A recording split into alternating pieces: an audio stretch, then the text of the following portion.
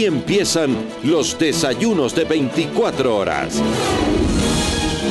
Con María Josefa Coronel.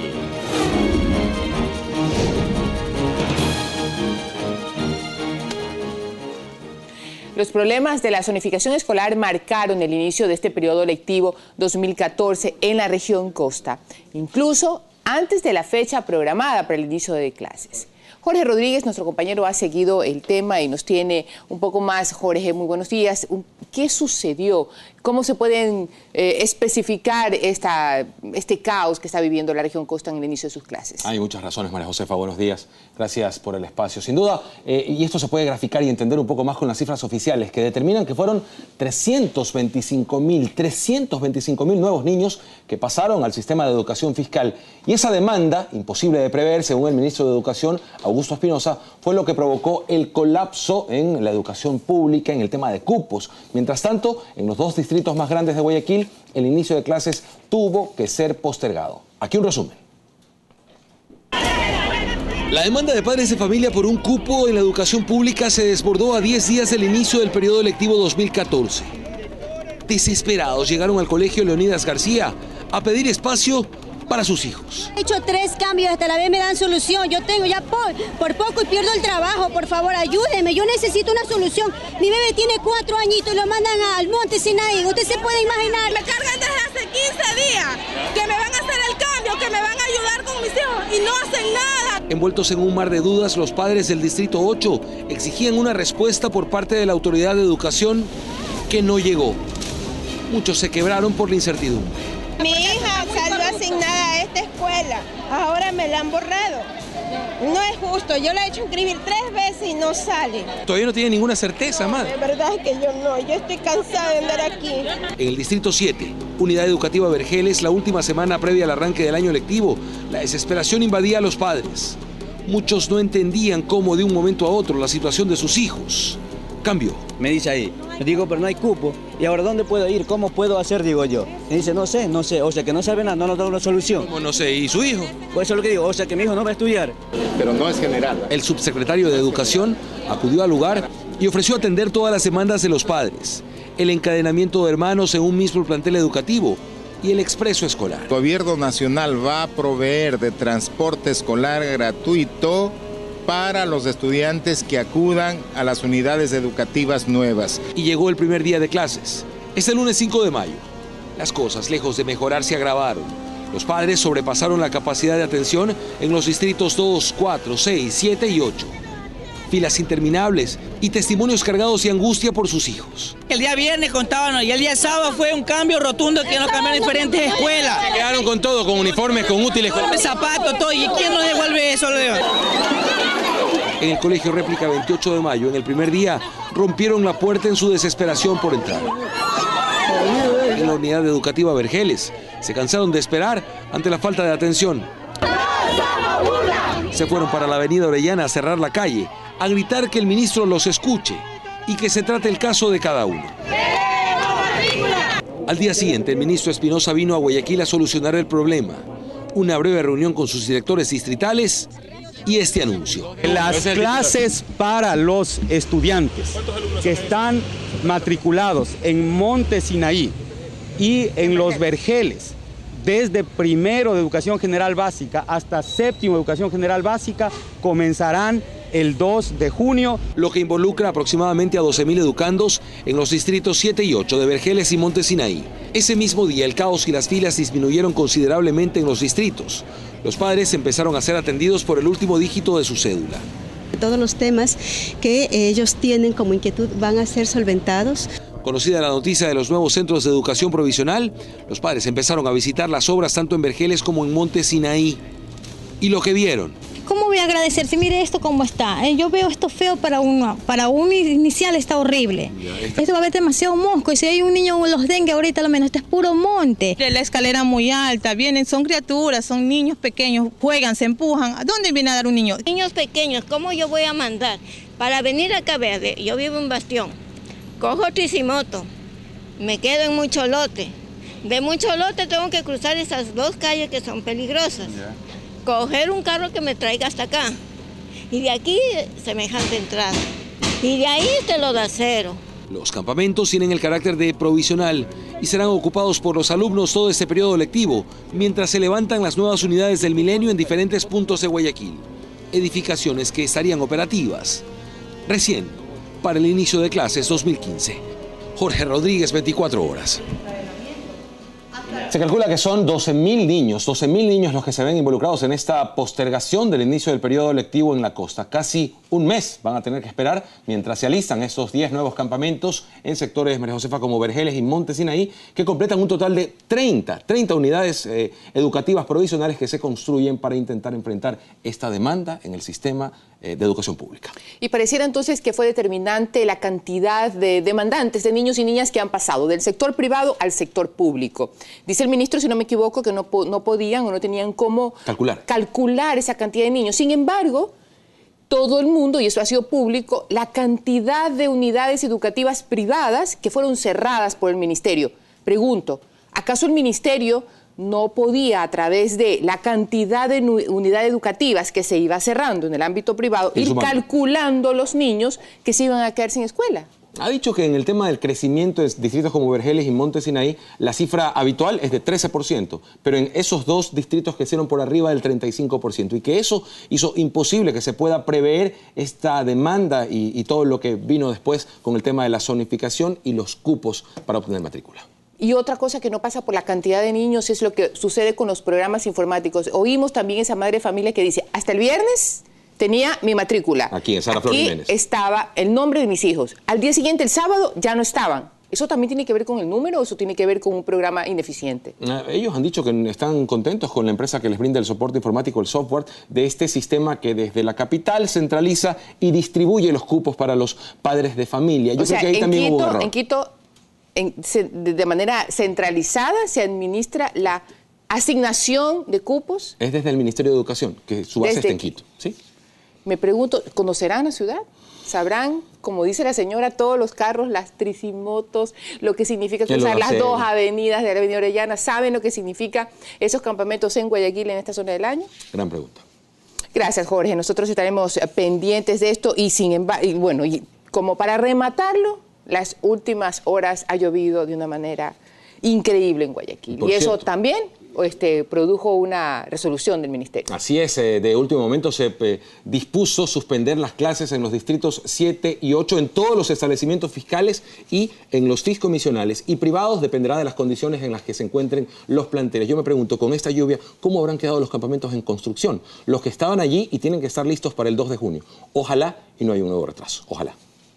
Estaremos pendientes de lo que sucede y sobre todo de los niños, de los padres de familia que en algunos casos ya han comprado uniformes, con los uniformes en mano, con los útiles en manos. Le dicen, no, aquí ya no va a estudiar su hijo sino otra escuela.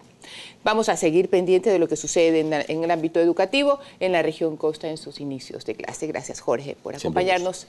Después de la pausa, asambleístas reclaman que en la asamblea por lo menos se respeten los espacios para debatir los proyectos de ley que ellos están llevando y que solo tienen un fin, ser archivados. Se lo vamos a contar aquí porque vamos a conversar con el asambleísta Ramiro Aguilar del Movimiento Suma.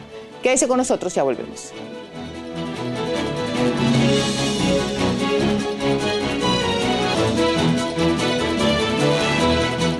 Los asambleístas que no pertenecen a Alianza País denuncian trabas para la aprobación de sus proyectos. Según estos legisladores, las propuestas presentadas son inmediatamente archivadas.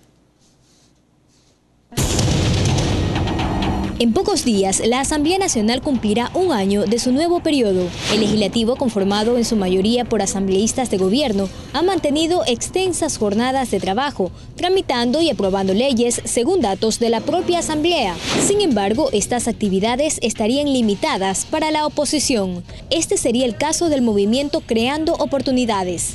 Creo ganó 11 asambleístas. Asegura haber enviado en lo que va del periodo cerca de 13 proyectos, de los cuales ninguno ha llegado al Pleno para su debate. Y el día de ayer ya uno fue presentado con un informe para archivo. Y quienes estamos en la otra orilla también representamos al pueblo ecuatoriano y que en conjunto las distintas vertientes políticas representamos nada menos que al 49% de los ecuatorianos. Eso hay que recordarle al oficialismo y también al Ejecutivo. Del lado del bloque social cristiano Madera de Guerrero se han enviado 2 proyectos. El primero, la Ley de Fomento a Jóvenes Emprendedores, presentado el 23 de septiembre del 2013 por Cristina Reyes, fue archivado el 19 de diciembre por la Comisión Económica. El segundo proyecto enviado por este bloque es la Ley Reformatoria a la Ley del Anciano. Su ponente, Henry Cucalón, lo presentó el 12 de noviembre de 2013 y actualmente se encuentra en la Comisión de Derechos Colectivos, sin que ésta aún siquiera lo conozca. Por el lado del Partido Avanza también hay denuncias. De los 4 proyectos presentados, 2 ya fueron archivados, mientras que los 2 restantes están con informe para ser archivados. De hecho, las leyes que ha tramitado la Asamblea Nacional, alrededor de 14 con su respectiva aprobación, han venido del Ejecutivo. Yo no conozco proyecto que haya nacido de la iniciativa del bloque de Alianza País. La Asamblea Nacional ha perdido su capacidad de producción legislativa. Los asambleístas, salvo los asambleístas de minoría o de oposición, como le quieran llamar, somos los únicos que presentamos proyectos de ley. Todas las iniciativas legislativas llegan desde el Ejecutivo. Nosotros somos los ganadores de las elecciones y como tal tenemos todo el derecho de impulsar la agenda por la que el pueblo ecuatoriano votó. Ya nos acompaña Ramiro Aguilar, asambleísta independiente. Muy buenos días, Ramiro. Gracias por estar con nosotros. Buenos días, María José. Conversemos primero de lo que está pasando, de esta reacción que tienen los asambleístas que no pertenecen a Alianza País. Aseguran que entregan proyectos, cumplen su rol como legislador, es decir, hacen lo que la gente les pidió que hagan, que escriban leyes. Vienen a sus respectivas comisiones y lo guardan en el cajón para terminar en archivo. ¿Es cierto? ¿Eso sucede también? Es verdad, María Josefa, pero eso tiene una explicación. Yo mismo, en algunas ocasiones, he votado afirmativamente por el archivo de los proyectos. Porque en el Ecuador, lamentablemente, hay la teoría de que cada legislador tiene que tener su proyecto de ley. Y de lo contrario, no es legislador. Si tenemos 137 legisladores en el Pleno y a cada legislador se le ocurriera modificar una ley por año, tendríamos 137 modificaciones de leyes al año. Multiplique eso por los 4 años de periodo legislativo. Entonces, el Ecuador viviría en un permanente cambio normativo en donde se cambia el artículo 1 de una ley, el literal B de otra ley, el artículo 30 de otra ley, para que cada legislador pueda llegar al final del año y presentar su informe y decir, oigan, yo soy el autor de esta ley, yo hice mi nombre, que se quede aquí. Y me parece que eso no está bien. Más allá de que pueden haber proyectos presentados por cualquier representante en la Asamblea que merezcan ser atendidos, los que se han archivado hasta ahora, la mayoría de ellos, María Josefa, eran realmente carentes de calidad en términos de la incidencia que esa ley iba a tener finalmente en el ordenamiento jurídico ecuatoriano. Lo que nos toca entonces es retomar y revalorar lo importante que es el espacio de debate para armar una agenda en conjunto que represente la necesidad legislativa del país. La posibilidad de que todos, independientemente de la camiseta, se puedan sentar para decir, bien, este va a ser nuestro camino. ¿Existe eso en la Asamblea? Yo creo que hemos ido ganando espacios conforme la oposición ha hecho sonar su voz con la autoridad de los argumentos y con la fuerza de las razones. No hay que olvidar que son 2 momentos políticos distintos. En el 2003 el gobierno venía de un triunfo electoral apabullante y dejó a la oposición con más o menos 27 asambleístas de un total de 137. En esas condiciones, modificar vetos del presidente de la República o intentar modificar normas era muy difícil.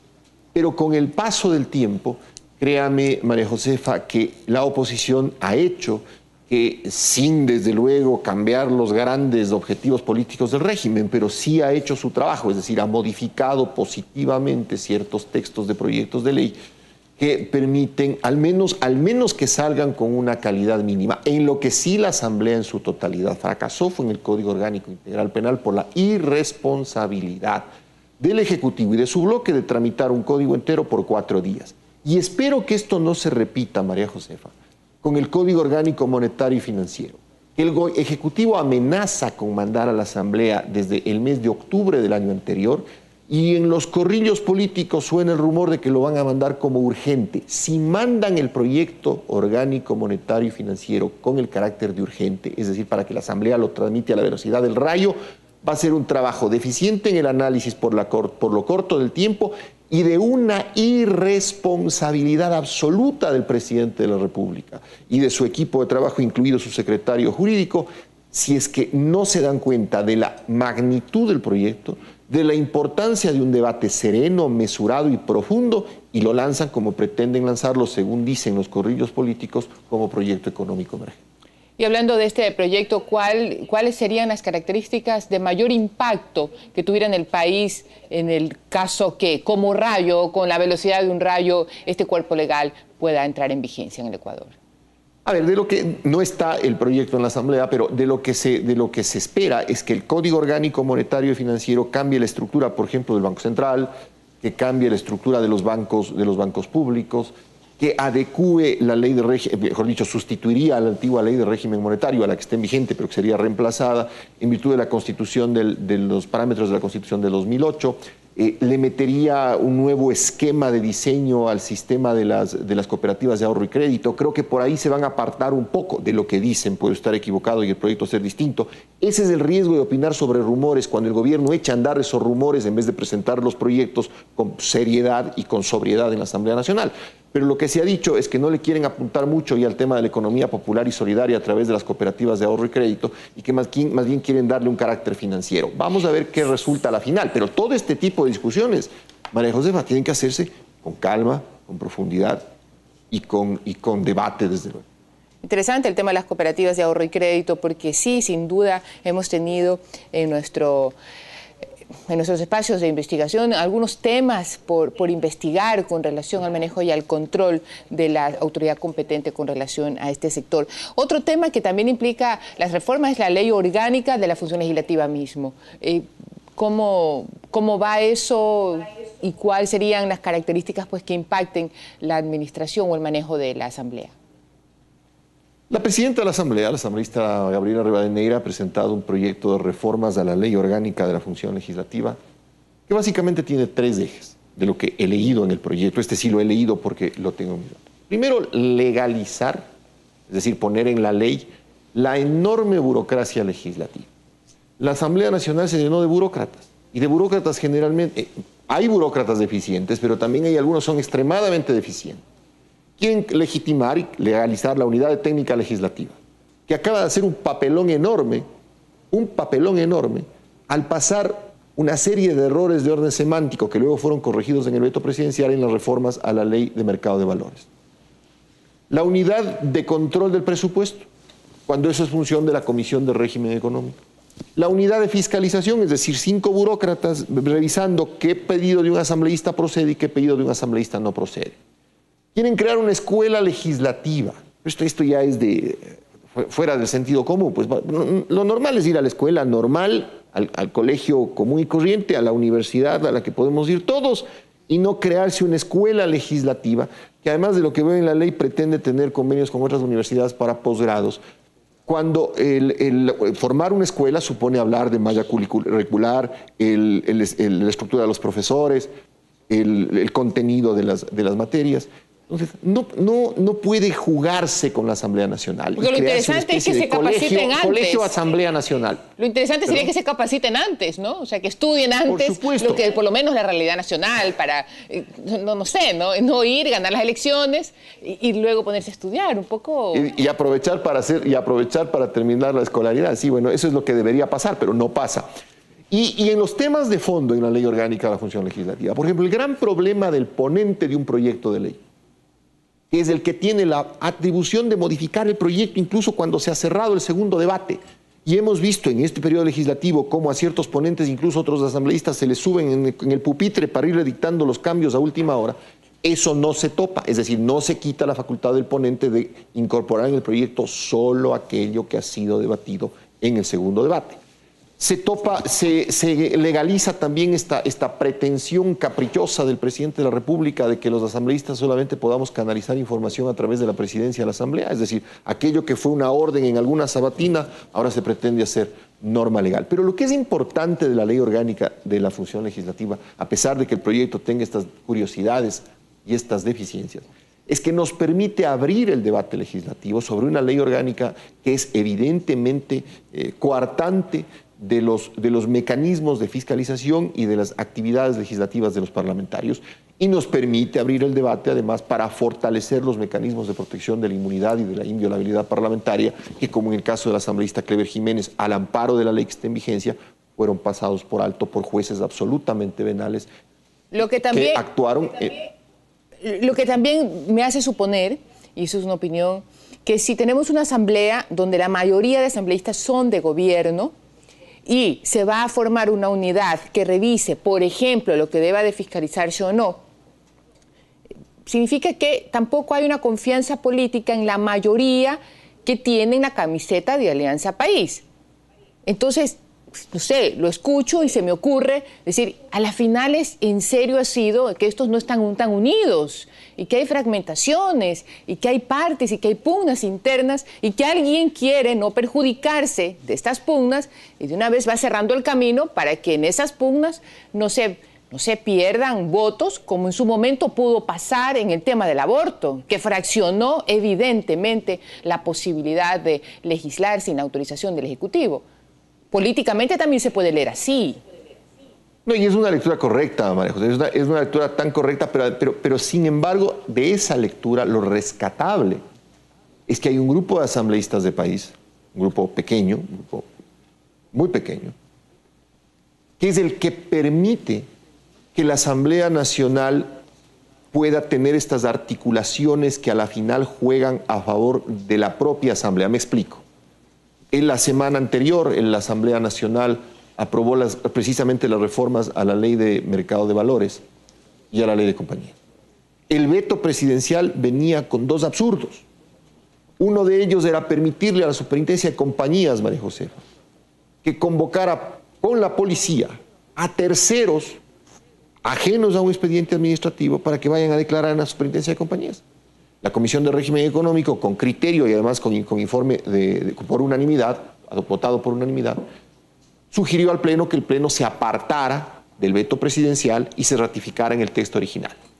Esto motivó un debate interno al interior del país, pero finalmente este grupo de legisladores pequeño, que es el que tiene mayor calidad dentro de la representación mayoritaria del país, se sostuvo en mantener la negativa al allanamiento al veto, y eso permitió que no se le diera a la superintendencia la facultad de usar a la policía para perseguir a los administrados.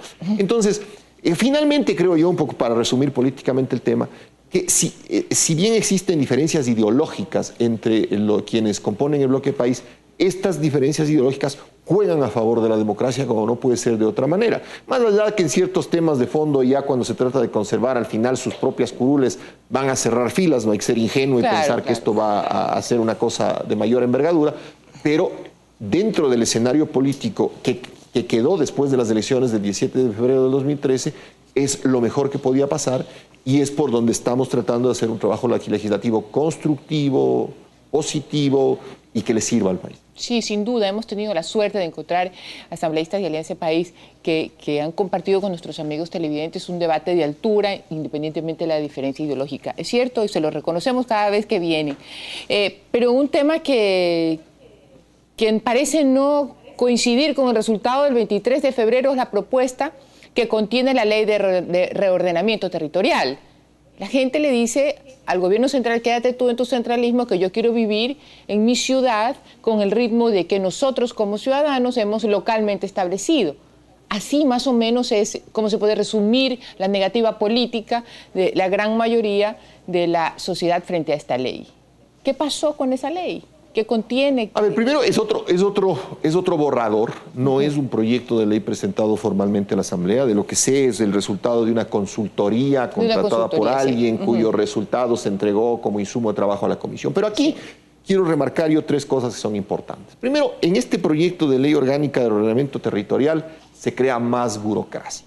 Se crean juntas reguladoras, se crean superintendencias de control, se crean consejos. Entonces, el Ecuador está inflando su burocracia de una manera tan irresponsable que en el momento en el que cambien las condiciones macroeconómicas del país, no vamos a poder pagar los sueldos de la burocracia.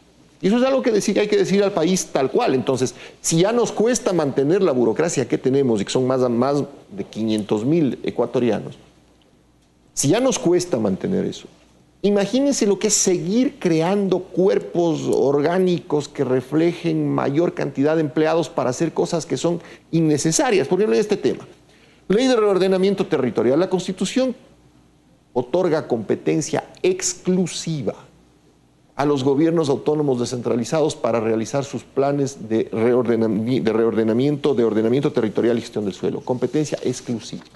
Lo que dice la Constitución es que el gobierno central articulará políticas generales de diseño sobre las cuales deberán regirse como una especie de patrón de diseño los planes de los gobiernos autónomos descentralizados. Pero el contenido de esos planes, la responsabilidad sobre el uso del suelo, la responsabilidad sobre el manejo territorial es de los municipios, de los consejos provinciales, de las juntas parroquiales y demás gobiernos descentralizados, de donde están los gobiernos regionales que no se crean todavía. Pero esto es una cosa, es decir, ante la pérdida de las elecciones, con un capricho, con un berrinche, a veces típico del presidente, como perdió las elecciones, ¿no es cierto? Como se le quitaron las alcaldías, ya no están en su poder. Entonces, ¿qué decide hacer? Voy a crear una superintendencia de control del uso del suelo que asuma las competencias de los municipios si yo creo que esas competencias están mal usadas. Contraviene absolutamente la naturaleza de lo que la Constitución llamó gobierno autónomo descentralizado. La autonomía es política y administrativa. Pero además hay una cosa adicional, que esto ya afecta a los ciudadanos, a todos los ciudadanos. Aquí que están creando una obligación de edificar. Usted compra un terreno, no edifica porque no tiene plata, ahorró y compró el terreno. El municipio le dice, oiga, usted si en 3 años no ha edificado, yo le obligo a que edifique. Le doy 2 años. Si no hace eso, entonces yo dispongo de edificación a costa suya. Pero es que no lo voy a poder pagar, entonces le expropio. No tiene lógica, pues, o sea, esto se acerca más a las economías, economías estatistas, centralizadas, comunistoides, y no a la economía de libre mercado que tiene el pueblo ecuatoriano. Finalmente, nadie nos debe quitar, y nadie nos ha quitado todavía, el derecho a la propiedad, el derecho a la libre empresa, el derecho a invertir. Lo que prohíbe la Constitución es que se especule en el cambio de los bienes de urbano a rural o de rural a urbano para efectos de la valoración del suelo. Pero lo que está evitando con eso es que los gobiernos descentralizados puedan calificar unos predios como rurales, hacer que a terceros adquieran y luego calificarlos como urbanos y subir en la valoración del bien. Pero eso que es fácilmente manejable mediante un control por parte de la Contraloría, de la gestión municipal. Como se le tiene temor a la Contraloría, ahora crean estos nuevos órganos. Gracias, Ramiro, se me acaba el tiempo. Y sí, más allá de lo interesante que pueda ser ver cómo un tipo de gobiernos pueda proyectarse a estos gobiernos comunistoides, retrógrados, en la actualidad, por ejemplo, la ineficiencia de lo que pasa en el tema de educación en Guayaquil, desde Quito, de manera centralizada, se decide que en Guayaquil el niño 1 y el niño 2 se vaya a un lugar. Es decir, si alguien vive en Isla Trinitaria lo mandan a Montañita, solo quien vive en Guayaquil sabe de qué distancia estamos hablando, pero esa es la administración centralizada. Tengo que despedirme, se me acaba el tiempo, Ramiro. Muchísimas gracias por estar con nosotros. Te agradezco a ti, un saludo a los televidentes. Nos vamos a ir a un corte comercial, ya volvemos.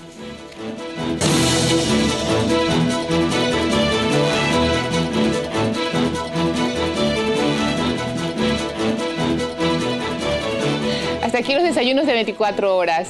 Gracias por acompañarnos y que tengan un excelente día.